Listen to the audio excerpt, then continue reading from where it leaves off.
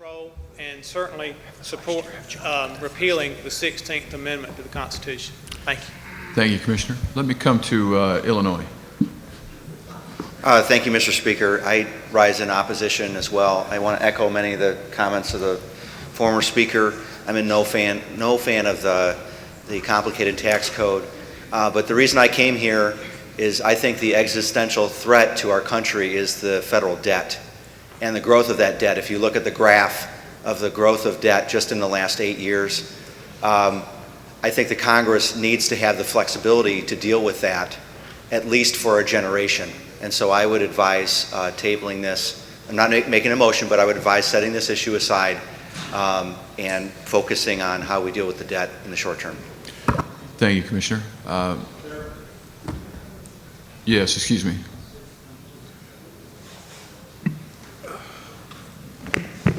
Mr. Chairman, if I would, I'd like to offer a substitute amendment, if possible.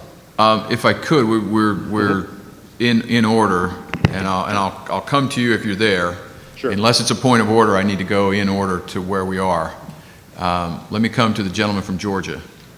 Thank you, Mr. President. I rise as a strong supporter of the concept of the fair tax and a co-sponsor of such a bill in my home state of Georgia. But I also live in the congressional district of the gentleman who introduces this bill in the Congress every year, and not only introduces it, but also is the author of the book on the fair tax. And I just want to make the point, in agreement with our friends from Connecticut, that this is tax policy. This is not something that belongs in the Constitution. He introduces this bill as a general bill in the Congress. So I just wanted to add that to our discussion. Thank you. Thank you, Commissioner. Let me come back to New Jersey, then we'll come to Alabama. I make a motion we table this for the time being. Motion is to table the proposal. Do I have a second? Second from Alabama. That is non-debatable. Let the committee chairs in favor of tabling the motion, please say aye. Aye. Chairs opposed to tabling, please say nay. So, Kim, we're watching something happen right now that both with the last amendment on the judicial review and now here with this tax proposal, flat tax proposal, that most everybody in this room is for, we're seeing very intense and deliberative debate. It's obvious these guys want to get it right. They're not willing to just pass something out because they're for it. Well, and let's talk about the one that went right before this one, and that was the judicial review. That's one of the cornerstones of what it is we're trying to do with Article 5. And that has so many different elements to it, so many different innuendos, if you will. Yeah. It's very difficult to figure out how to verbalize it. It's going to take time. It's going to take time. Which they don't have in a simulation, but they're going to have at a real convention. That's exactly right. So what we've seen is a very thoughtful deliberation among the chairmen that decided, you know what, we're not going to get this right. We're not just going to be able, we don't want to throw something up against the wall just because we should or we can. This isn't going to be a you can read it after we pass it situation. That's exactly right. Yeah. And so they chose to table it. Yeah. And they chose to table it deliberately because they knew they didn't have the time or enough information to actually do it right. We're seeing that very same thing happen now. Yeah, and which I think the take-home message for folks watching at home and for us is that should give us a boost of confidence in the process and in these people, that they're, again, not going to be rash. They're actually going to be very, very serious and deliberative. They want to make sure they get it right. We're talking about amendments to our Constitution. They realize that. And I think in a real convention situation, we'd see them having weeks at a time on each of these issues to make sure they nail it, make sure they get it right when they send it back home. Well, I think you're absolutely right. And I think the thing that has impressed me most so far is the direct, conscious thought of the commissioners and how seriously they're taking this. Yeah. Because this is very, and I keep going back to the word deliberative, but what we just saw with that amendment going down, and we all want that. Right. We all know we need that. And they want that. You can hear it in the way that they're describing it. But they also want to get it right. Absolutely. And they're not going to pass something just for appearance. Absolutely. And I think that's critical. All right, let's see what's happening with this amendment when we come back. Missouri votes no. Montana. Montana votes yes. Nebraska. Nebraska is divided and abstains. Nebraska abstains. Nevada. Nevada votes no. New Hampshire. New Hampshire abstains. New Hampshire abstains. New Jersey. New Jersey came here to work too, but not to cause harm. We vote yes. New Jersey votes yes. New Mexico. New Mexico votes no. New Mexico votes no. New York. New York votes no. New York votes no. North Carolina. North Carolina votes no. North Carolina votes no. North Dakota. No. North Dakota votes no. Ohio. Ohio votes yes. Ohio votes yes. Oklahoma. Oklahoma votes no. Oregon. Oregon votes yes. Pennsylvania. Yes. Pennsylvania votes yes. Rhode Island. No. Rhode Island votes yes. South Carolina. Carolina reluctantly votes yes. South Carolina votes yes. South Dakota. South Dakota votes no. Tennessee. Tennessee votes yes. No, you were right first time. Texas. Point of order, Rhode Island voted no. Rhode Island votes, okay. Rhode Island votes no. Tennessee voted yes. Texas. Texas votes no. Texas votes no. Utah. Utah votes yes. Utah votes yes. Vermont. Vermont votes no. Vermont votes no. Virginia. Virginia abstains. Virginia abstains. Washington. Washington votes yes. Washington votes yes. West Virginia. West Virginia abstains. Wisconsin. Abstain. Wisconsin abstains. Wyoming. Yes. Wyoming votes yes. Mr. Speaker, there are 21 yes, 21 no, and 8 abstentions. Motion fails. It should be a fail. I rule that the motion fails then. The motion to table fails. We are back to the underlying motion. Now go, man. Let me, Let him make his... yes, just a second. I think the underlying maker of the motion, did you have Yes, the underlying sponsor of the motion? yes, Mr. President. I think that the sponsor of the motion is here, the Commissioner from Colorado. Did you? Thank you, Mr. President. First, I'm encouraged that we continue the discussion because it is a very important issue.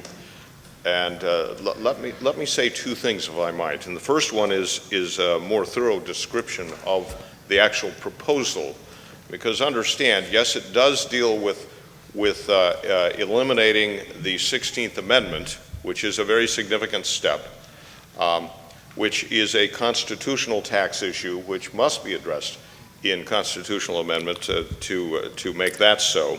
But it deals with more than just income. It deals with the estate taxes as well. Commissioner, I'm sorry, not to speak to the motion. I'm sorry, I understood that you wanted to perhaps either withdraw or substitute. Okay, and that was going to bring me to my point that I'm trying to make. If you'd state the motion up front. I'll be more direct. We were reminded Okay. to get back into our procedure of that. If you would state a motion up front. I will move that we, let me think this through. We'll think it through as we talk it through. That Section 1 and Section 3 be removed from the proposal to preserve the Section 2 as a potential middle ground and important statement that would make a great step forward for this convention, I believe. So if I could restate that, then let me see if I can restate this.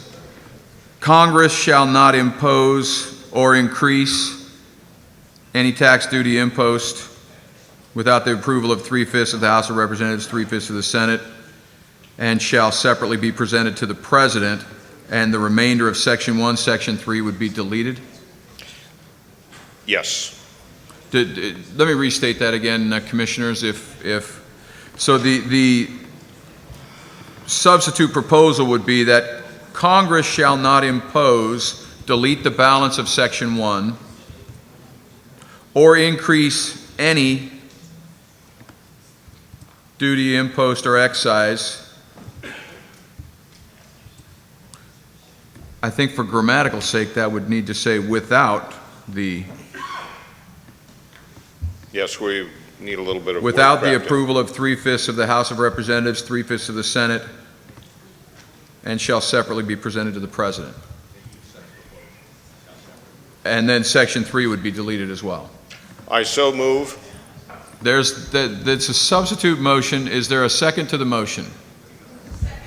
Second from Alaska. Discussion to the substitute motion. Gentleman from Texas. Mr. President. This is now, if you're standing to speak, it's to the substitute motion.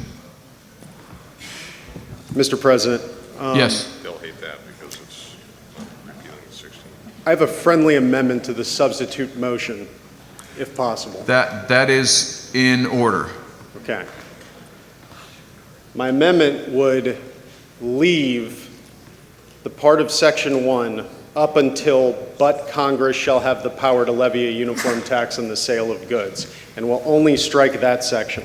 And the reason why, and I've consulted with our drafters on it as well, is that if the intent is to repeal the 16th Amendment, the 16th Amendment is not repealed unless you have affirmative language saying that Congress shall not do what the 16th Amendment allows.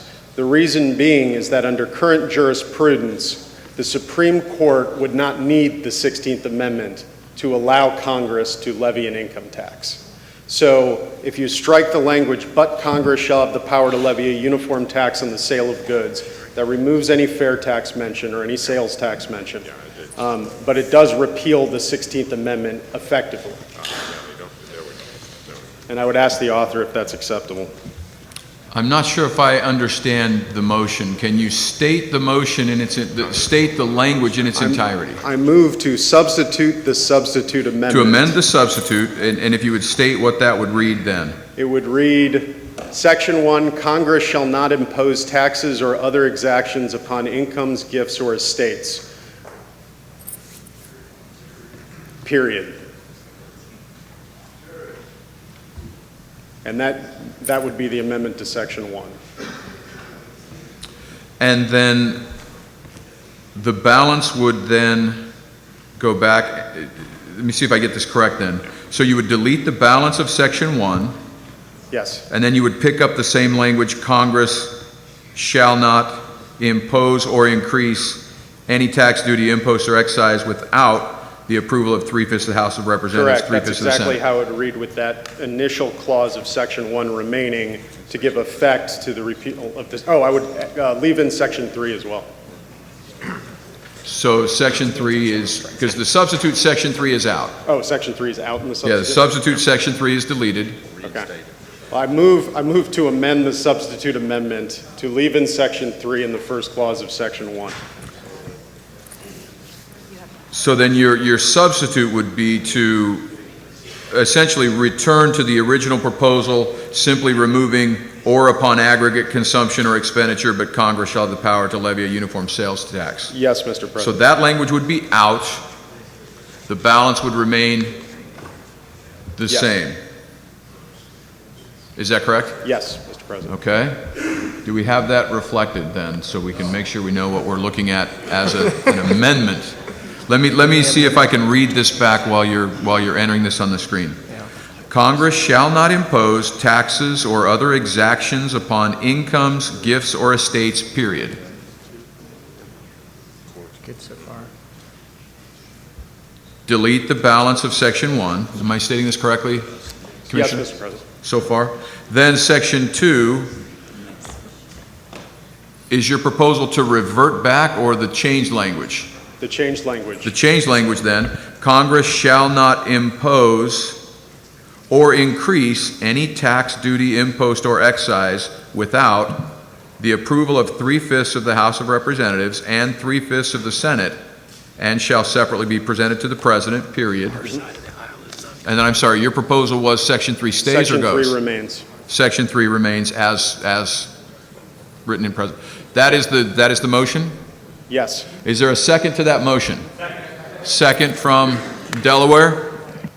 A discussion to the motion to amend the substitute motion. Let me recognize the gentleman, the Commissioner from Ohio.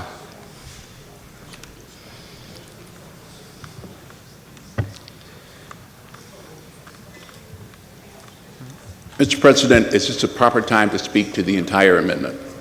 We're on the amendment to the amendment. The substitute motion. Do you want me to come back to you? Yes, because there's some significant flaws here, prime time flaws that I like to outline about this whole thing. I'll come back to you. We're on whether or not to amend the substitute. Let me come to the commissioner from Florida, then we'll go to Virginia. Thank you, Mr. President. I would be in opposition to the amendment to the substitute motion. There are several questions, and I think Commissioner from Colorado was outlining those briefly before he made his motion, that there's some question, even as we talk to each other, if we just repeal, for example, the 16th Amendment, which much simpler language would be to steal from the 21st. It's already been written. We know how to correctly write a repeal.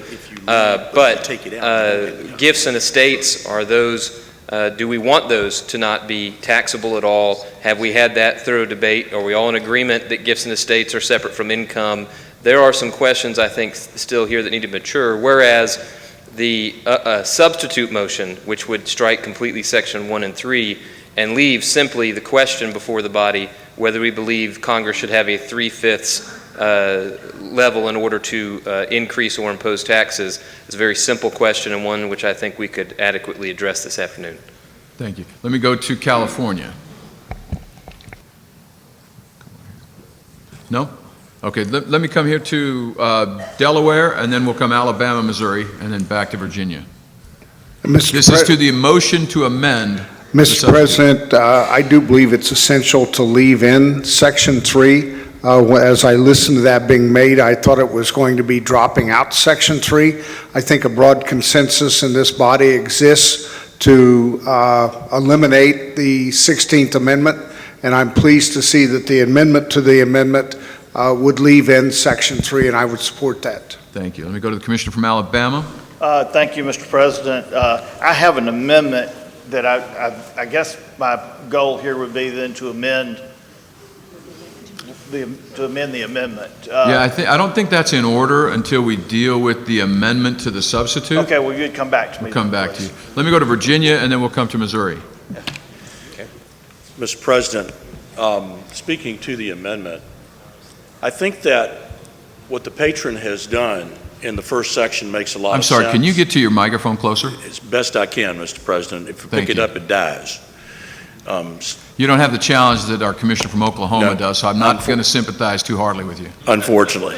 All right. Mr. President, I believe that the patron's amendment to the first section makes a lot of sense, and I support it. I'm sure my delegation feels similarly about that. And there is some efficacy to leaving in Section 3 because you don't want to have a conflict in your Constitution where in one place you say there's no income tax and in the other place you have a reference to income taxes, how you apportion them and so on and so forth. That makes sense. My concern as a veteran and a former member of the U.S. Army for 28 years is Section 2. I am very supportive of raising the bar on raising taxes to the level that we can, because we have to have that sort of discipline. But my concern is national defense. And my concern about Section 2 is essentially embedding a filibuster rule in the Constitution. This gives me concern. And I hope as we go forward in our discussion about this overall amendment that we will give consideration to passing this resolution as it has been amended with the exclusion of Section 2 at this juncture. And if we want to find ways to limit the ease with which Congress levies taxes on us, then let's go to work to do that. But my concern is Congress's fundamental duty is to provide for the protection and the defense of this country. And my fear is what Section 2 might do to their ability to do that. I thank the President. Thank you, Commissioner. Commissioner from Missouri. Thank you, Mr. President.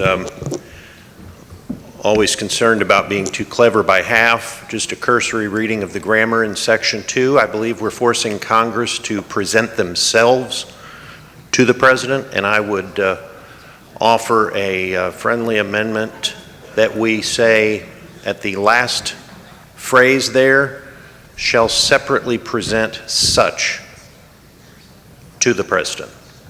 if that would be accepted as a friendly amendment. Yeah, I don't believe that's in order at this time, but if we come back on the resolution, I'll come back to you. Okay. We're still on an amendment to the substitute. Once we deal with the amendment to the substitute, we can come back and address that. Let's go to the gentleman from New Jersey. Have you spoken to this issue already? I'm waiting on after this portion. Okay, we're back to the underlying. Thank you, Mr. President. This is to the motion to amend the substitute. Gentleman from North Carolina. To the motion to amend. Mr. President, I'm not sure if it's properly in order at this point, or we should wait until after the motion to amend. My suggestion would be to separate this into two amendments and to take out separate Section 2 and deal with it separately for the clear reason that I just don't want for the motion to pass. I mean, not to pass. Yeah, I think let's dispense let's dispense with the motion to amend, and then we can come back and visit that. This is to the motion to amend. Gentleman from Kentucky. Thank you, Mr. President. I support the way this has just been amended. I think it makes sense to state of Kentucky. If you have a state that currently has an income tax and your state has a corporate tax, and that language in Section 1 were to stay, you can get rid of your economic development cabinet. If you live in a state where they have no income tax, and maybe their corporate tax is low, it will be a great windfall for that state. Tennessee's a 2-hour drive from where I live in Lexington. I'm moving. It will make great sense for businesses to relocate away from states that currently have an income tax, because you'd have a hard time getting rid of that. So at the expense of states that do have a current income tax, you will be penalized in this effort to move to this fair tax without getting rid of your personal income tax obligations within your own states. So be careful what you ask for. You might get it. Thank you. Thank you, Commissioner. Commissioner from Nevada. Thank you, Mr. President. I rise in support of this substitute amendment. I am in favor of Section 1 as it is stated there, because I do oppose estate taxes. I don't think that we should be taxing estates or gifts or incomes. I also rise in support of Section 2. If Congress would like to raise money for the military during times of war, they can sell bonds. And I don't think that when we pass a tax for any kind of emergency, that tax goes away when the emergency goes away. Thank you very much, Mr. President. Thank you, Commissioner. Commissioner from Georgia. Mr. President, Georgia moves to call the question. The question has been called on the motion to amend the substitute motion. Do I have a second to the motion to call the question? Second from Nevada. We have a motion seconded to call the question. Let me put this to the chairs of the committees. All in favor to call the question, please say aye. Aye. Opposed? Nay? We move on the question. So the vote then is on the motion to amend the substitute motion as reflected on the screen. Chairs of the committees, please say aye. Aye. Opposed? Nay? No. Mr. Secretary, let's have a roll call vote on that.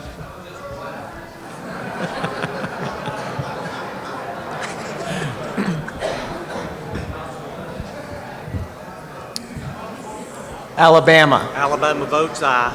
Do we have order in the House? Okay. Alabama votes. Alabama votes yes.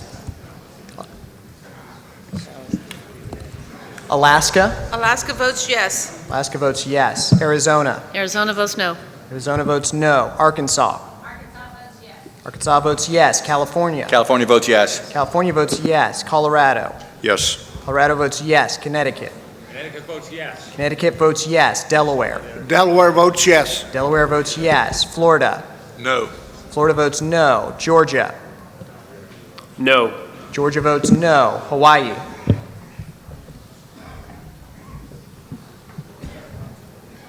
Yes. Hawaii votes yes. Idaho. Yes. Idaho votes yes. Illinois. Pass. Illinois abstains. Indiana. Yes. Indiana votes yes. Iowa. Yes. Iowa votes yes. Kansas. Kansas votes yes. Kansas votes yes. Kentucky. Kentucky votes yes. Louisiana. Louisiana is absent. Maine.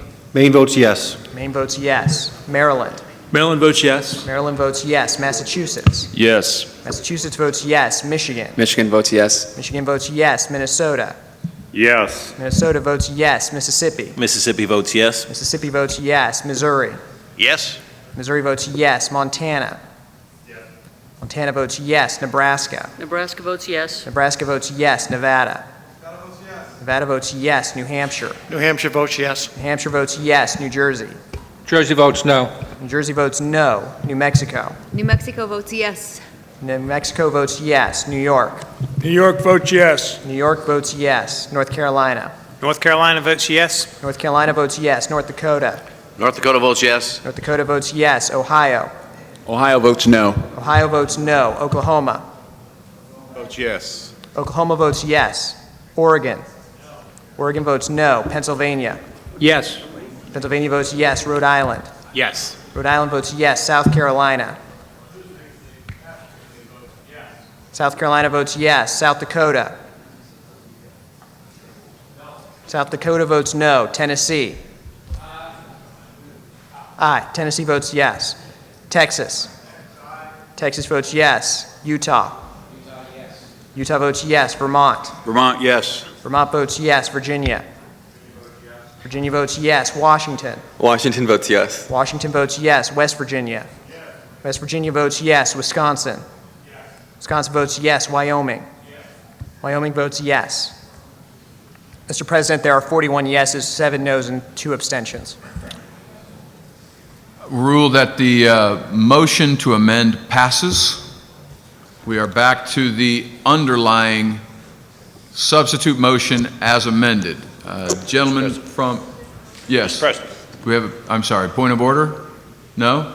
We're back to the underlying motion. Let's come to the gentleman from Missouri, then Alabama. Thank you, Mr. So we're President. now on the substitute motion as just amended. Thank you, Mr. President. I would again offer a friendly amendment to sponsor that we either change the subject in the last phrase there in section 2, or we be more specific about what's being presented, because the way it reads right now, it refers back to the original subject, which is Congress. So I would offer a friendly amendment that we just say, and shall separately present such to the President. So in section 2,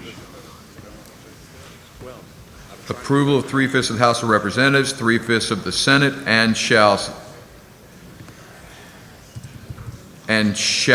separately present such to the President. Is that correct? Shall separately present such to the President? Not presented. Yes, shall separately present Thank you. such to the President. Does that correctly state your motion? Yes, I offer that as a friendly amendment if it's accepted for the sake of time.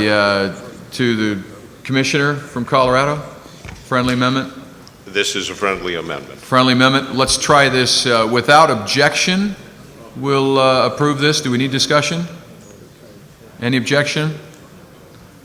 Okay, I'll rule that that's amended without objection.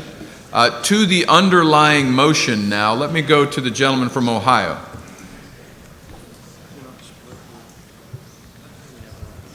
Thank you, Mr. President. At least from my view, there are significant questions that are not answered in this. Congress doesn't do it, collect the money. Who collects the money if not the federal government in some form or other? So you have to have an agency, no matter what it's named. Who spends the money? I think we're back to Congress and spending the money.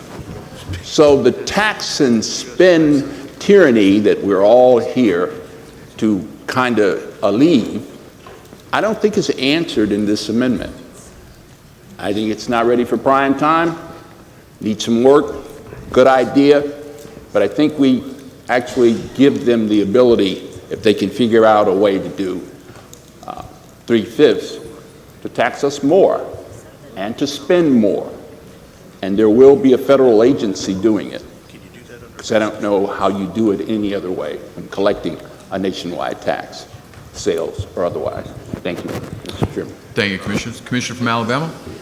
For a major decision that will have such great impact, and the raising of taxes is one of those issues that I believe does deserve more than the majority, I will be voting no.